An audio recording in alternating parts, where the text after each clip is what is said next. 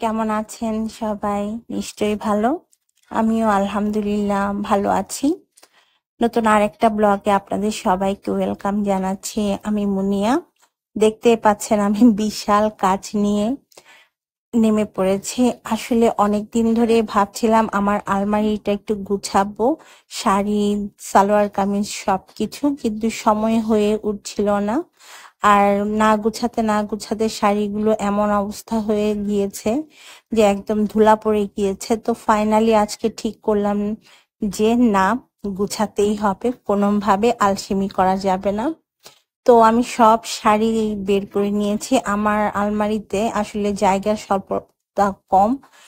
জায়গা স্বল্পতার জন্য আমি একটা হ্যাঙ্গারের মধ্যে ৩-৪টা করে শাড়ি রেখেছি, যার কারণে হ্যাঙ্গারগুলো ভারীতে ভেঙে পড়ার মতো অবস্থা। সেই সাথে ঝুলিয়ে রাখার যে লাঠিটা আছে সেটাও একদম বাঁকা হয়ে গিয়েছে, মানে যে কোনো সময় ভেঙে পড়ে যাবে এমন একটা অবস্থা আর কি। তো আমি ভাবলাম তার আগেই সবকিছু গুছাই। তো সবগুলো শাড়ি আমি বের করছিলাম আর গুছিয়ে রাখছিলাম। আসলে কাপড় চোপড় গুছিয়ে রাখা অনেক বিশাল কষ্টের আর ঝামেলার ব্যাপার মনে হয়। আমি শাড়ি প্রায় কিনি, প্রায় বলতে বছরতে 1বার বা 2বার তো কিনাই হয়। যদিও আমার শাড়ি খুব একটা পরা হয় না, মাঝে মাঝে পরি যখন কোনো প্রোগ্রাম থাকে তখন। বাট এর বাইরে শাড়ি আমার একদমই পরা হয় না। মূলত সব শাড়ি কিনা হয় বিভিন্ন ধরনের প্রোগ্রামের জন্য। যাই হোক, মেয়ে মানুষের শাড়ি থাকবে এটাই স্বাভাবিক। শাড়ি না পরি, শাড়ি কিনা তো চাই, তাই না? মেয়েরা শাড়ি অনেক পছন্দ করে, পরলেও পছন্দ করে, না পরলেও পছন্দ করে, নিজের স্টকে রাখা যায় এই আর কি। তো আমার ক্ষেত্রে সেটা হয় না, আমার পড়তে হয় বিদায় আমি শাড়ি কিনি। না হয়তো দেখা যায় শাড়ি কিনতাম না। এত দাম দিয়ে শাড়ি কিনা তো কোনো মানে হয় না। আর দেখা যায় একটা শাড়ি একবারের চাইতে বেশি পরা যায় না, জাস্ট মানে টাকাটা নষ্ট হয়ে যায়। এত দাম দিয়ে শাড়িগুলো কেনার পর একবার পরে আপনি সেই শাড়িটা পরতে পারবেন না কোনো প্রোগ্রাম ছাড়া। তো শুধু আলমারিতেই শোভা পাবে।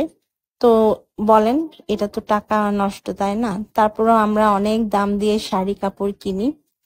আমার কাছে মনে হয় শাড়ির চাইতে সালোয়ার কামিজ কিনাই বেটার, কারণ সালোয়ার কামিজ সবখানে পরে যাওয়া যায়। এই জন্য দাম দিয়ে হলো আপনারা সালোয়ার কামিজ কিনবেন। শাড়ি তো আসলে ওকেশনালি ছাড়া পরা হয় না। আবার অনেকে আছে বাসায় খুব সুন্দরভাবে শাড়ি পরে সেজেগুজে থাকে। আমার বাসায় আবার ঠিক উল্টা, আমি যখন শাড়ি পরি তখন সবাই আমাকে মানে খুব খেপানো শুরু করে। আমার ছেলেরা, আপনাদের ভাইয়া বলে কি, হ্যাঁ বাসায় কেন শাড়ি পরলাম, এই সেই হাবি জাবি কত কথা। মানে ওরা আসলে আমাকে শাড়ি পরা দেখে অভ্যস্ত না, তো ওদের কাছে কেমন যেন অপরিচিত মনে হয় যখন আমি বাসায় শাড়ি পরি। তাই আমাকে সবসময় বলে, তুমি বাসায় যা পরো তাতেই ঠিক আছো, শাড়ি পরতে হবে না। তো এ কারণে আমার আসলে শাড়ি পরার কোনো ইচ্ছাও করে না। আসলে আমরা যেটা করি কিনি বিভিন্ন ওকেশনের জন্য। তো আমি একে একে সবগুলো শাড়ি বের করছিলাম আর ভাঁজ করে রেখে দিচ্ছিলাম। এখানে অনেকগুলো শাড়ি আছে যেগুলো আমি একবারও পরিনি, আবার অনেকগুলো শাড়ি আছে যেগুলো আমি মাত্র একবার পরেছি। আর কটনের যে শাড়িগুলো দেখতে পাচ্ছেন এগুলো বিভিন্ন প্রোগ্রামের জন্য কেনা হয়েছিল। আসলে বিভিন্ন প্রোগ্রামে সবার জন্য একই রকম শাড়ি কিনা হয়, তো সেই রকম বেশিরভাগ শাড়ি একবারই পরা হয়েছে। আর কটনের শাড়িগুলো সেই প্রোগ্রামগুলোর জন্যই কিনা হয়েছে। তো আজকে আপনাদের সাথে কিছু কথা শেয়ার করি, সেটা আমরা সবসময় কি করি জানেন? কোনো কিছু ফ্রি পেলে সেটা লুফে নেওয়ার চেষ্টা করি। এটা কখনো চিন্তা করি না যে এই জিনিসটা তো অন্যের হক, এই জিনিসটা তো আরেকজনের। আমি পেয়েছি, ফ্রি পেয়েছি, তাতে আমি হ্যাপি, আমি জিতে গেলাম। ব্যাপারটা কিন্তু ভিন্ন। যে মানুষ অন্যের উপর ডিপেন্ড করে থাকে, অন্য জিনিসের উপর লোভ করে থাকে, সেই মানুষ জীবনে নিজের লাইফে কিছুই করতে পারে না। আপনি খেয়াল করে দেখবেন যারা আপনার আশেপাশে বা আত্মীয় স্বজনের মধ্যে যারা অন্যের টাকার উপর লোভ করে বা অন্যের জিনিসের উপর লোভ করে, তারা কিন্তু জীবনে কিছুই করতে পারে না, তাদের জীবনে কোনো কিছু অর্জন হয় না। মানে ওরা যেমন থাকে তেমনই থাকে, মাঝখান থেকে মানুষজনের কাছ থেকে হাত পেতে চলতে হয়। কিন্তু যারা অন্যের জিনিসের উপর লোভ করে না বা অন্য জিনিসের প্রতি তাদের কোনো আগ্রহ নাই, তারা দেখবেন জীবনে অনেক বড় কিছু করতে পারে বা অনেক বড় কিছু হয়।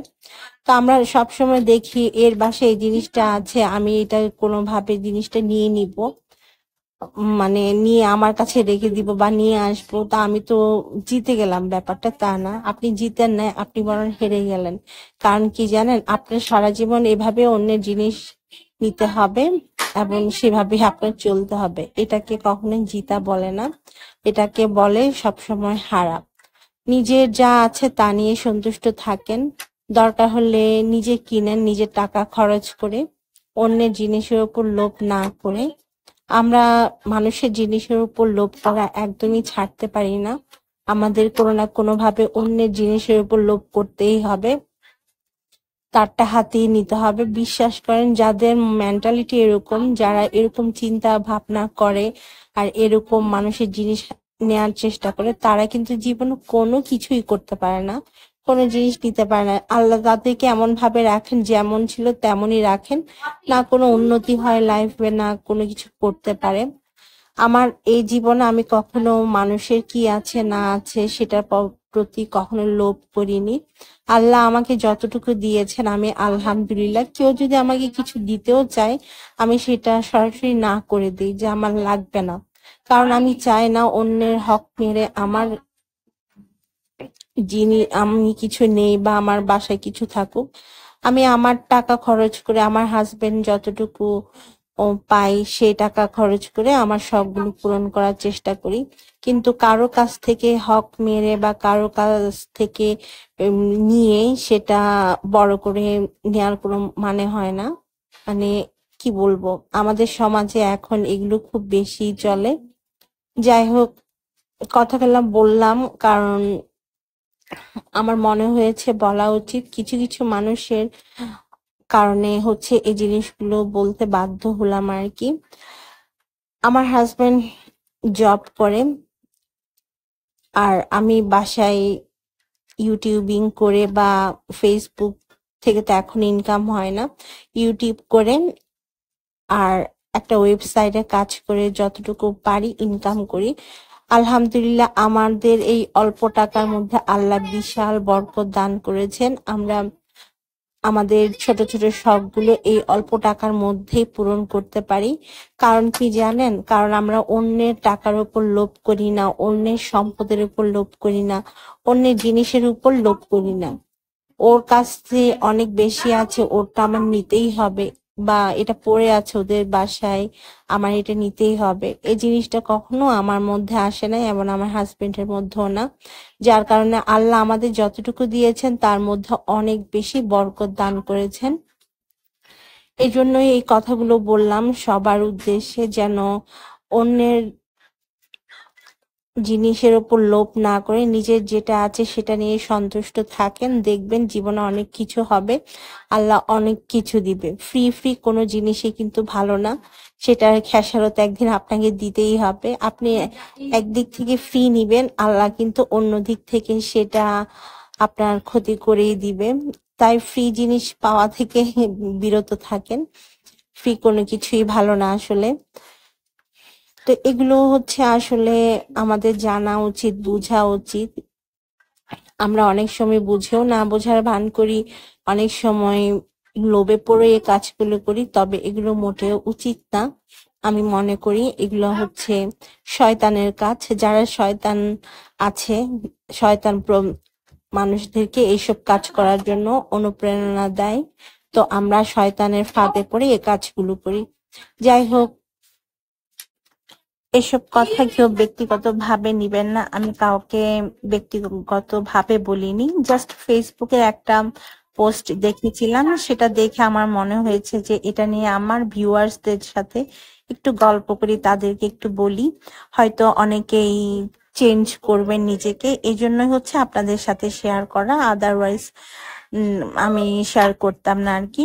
তো দেখতে দেখতে আমার সব শাড়ি ভাঁজ করা হয়ে গিয়েছে, টোটাল 35টার মতো শাড়ি আমি ভাঁজ করেছি। আর এবারে ঈদের 2টা শাড়ি কিনেছি ঈদের জন্য, সেই 2টা সহ 37টার মতো শাড়ি আমার আছে আলহামদুলিল্লাহ। তো বিশ্বাস করেন এত শাড়ির মধ্যে আমার কিন্তু অল্প কয়েকটা শাড়ি পরা হয়েছে, খুব কমই কিন্তু শাড়ি পরা হয়। তো সব শাড়ি আমি এখানে ভাঁজ করে রেখেছি, যেগুলো একটু ভারী সেগুলো আমি হ্যাঙ্গারে রেখেছি, আর যেগুলো হালকা পাতলা সেগুলো এভাবে সাজিয়ে রেখেছি। আর এগুলো করতে আমার মিনিমাম 2 ঘন্টার মতো লেগেছে, এই আর কি। তো আলহামদুলিল্লাহ শেষ করতে পেরেছি, এটাই অনেক বড় কথা। শাড়ি পরি বা না পরি, মেয়েদের শখের একটা জিনিস হচ্ছে শাড়ি, সেটা আমারও শখের জিনিস, তাই গুছিয়ে রাখতে অনেক পছন্দ করি। অন্যদিন সালোয়ার কামিজগুলো গুছাবো। আজকের মতো তাহলে বিদায়, সবাই ভালো থাকবেন, সুস্থ থাকবেন।